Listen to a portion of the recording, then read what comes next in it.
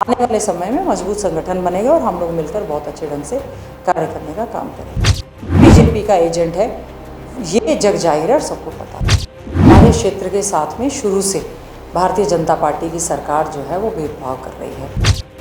Daily post Haryana देख रहे हैं आप और मैं हूं आपके साथ आकृति वर्मा। हरियाणा की पूर्व शिक्षा मंत्री गीता भुक्कल ने सरकार पर हमला बोला। उन्होंने कहा है कि सभी विधायक अपने अपने इलाके में हो रहे विकास कार्यों की अनदेखी से परेशान है। इतना ही नहीं, पूर्व शिक्षा मंत्री ने अभय चौटाला पर भी हमला बोला। उन्होंने कहा है कि उन्होंने हरियाणा के पूर्व मुख्यमंत्री नेता प्रतिपक्ष भूपेंद्र सिंह हुड्डा को भाजपा का एजेंट बताया है। इस बात का जवाब पहले वो दे कि क्या उन्होंने भाजपा समर्थित कार्यकर्ता कार्तिकेय शर्मा को वोट डाला था या नहीं। आइए सुनाते हैं आपको क्या कुछ कहना था पूर्व शिक्षा मंत्री गीता भुक्कल का।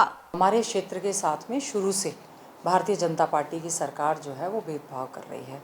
मैंने विधानसभा में कई बार ये प्रश्न लगाया, कॉल अटेंशन जो ध्यान आकर्षण प्रस्ताव होता है वो लगाया कि भिंडावास लेक की वजह से और हमारे आसपास के 10-12 गांव ऐसे हैं जिनकी की ज़मीन खराब हो रही है, जिसमें मुंढाड़ा गांव की करीबन 1500 एकड़ है, चढ़वाना है, हमारा रेडूवास है और निवादा है। इस तरह के हमारे आसपास के गांव जो हैं, कौंधरावली, इन लोगों की ज़मीन काफ़ी ज़्यादा ख़राब हो रही है। सरकार इसका संज्ञान नहीं ले रही और भिंडावास लेक का संरक्षण करना ज़रूरी है, लेकिन उसके अलावा वहाँ पर जाकर मैंने जब विज़िट किया बड़ी हैरानी हुई।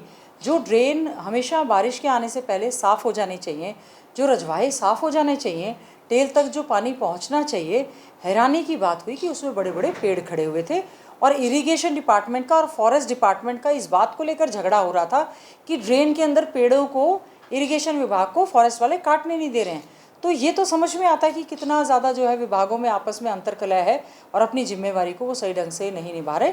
तो विधानसभा के प्रश्न के साथ साथ हमारी पिटीशन कमेटी में भी ये मुद्दा था।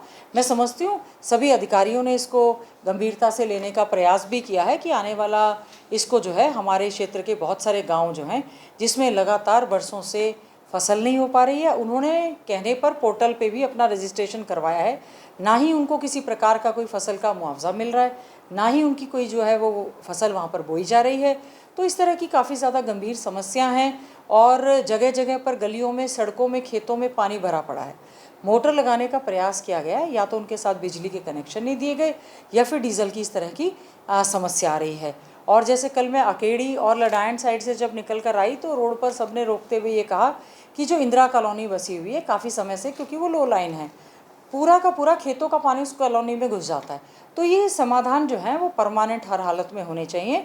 जो हमारे पीने के पानी के लिए वाटर वर्क्स बने हुए हैं उनकी रेगुलर सफाई भी जो है होनी चाहिए।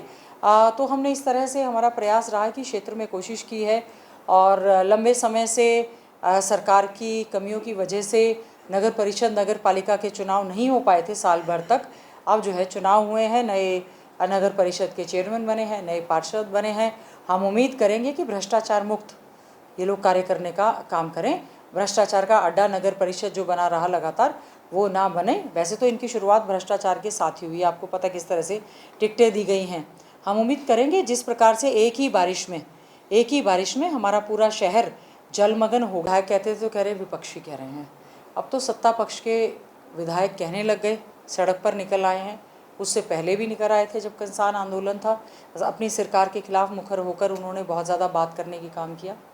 अब इसके अलावा जैसे मैं ख़ासतौर से झज्जर की मैं अगर बात करूं, भारतीय जनता पार्टी के लोगों ने इसको टूरिस्ट प्लेस बना कर रख दिया।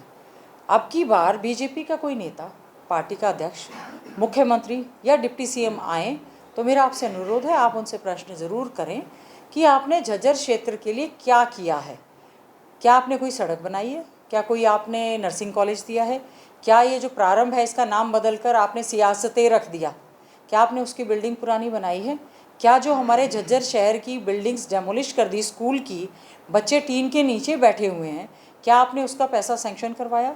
क्या मरौत की बिल्डिंग हमारी पूरी टूट चुकी है जिसका पैसा हमने सेंक्शन करवा दिया, क्या आपने उसकी बिल्डिंग बनाई? कल परसों बारिश होने की वजह से मैं खेतों में जल भराव का मुआवजा जो है मुआयना करने के लिए बाढ़ग्रस्त एरिया का जब वहाँ पर गई, बारिश होने की वजह से मैं मुंडाड़ा गांव के स्कूल में जाकर बैठ गई।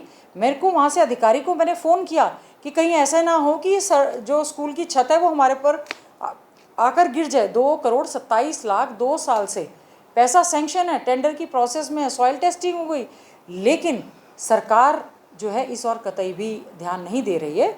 जेजेपी के विधायक कह रहे हैं, बीजेपी के भी कह रहे हैं, केवल क्योंकि सरकार का थोड़ा डंडा है, लेकिन ये लोग बहुत ज़्यादा दुखी हैं। लेकिन कांग्रेस पार्टी आदरणीय चौधरी भूपेंद्र सिंह हुड्डा जी के नेतृत्व में, चाहे वो विधानसभा के अंदर लड़ाई लड़ने की बात हो, चाहे वो विधानसभा के बाहर लड़ाई लड़ने की बात हो, या विपक्ष आपके समक्ष कार्यक्रम में तमाम मुद्दे जो हैं उनको उठाए जाने की बात हो, हम लोग हमेशा उठाते हैं।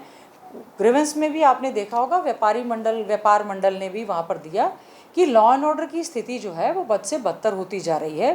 व्यापारियों में यहाँ पर खौफ बना हुआ है, सीसीटीवी कैमरा यहाँ पर लगे नहीं हुए हैं, और उसके बावजूद भी जो है सरकार इस और गंभीर नहीं है।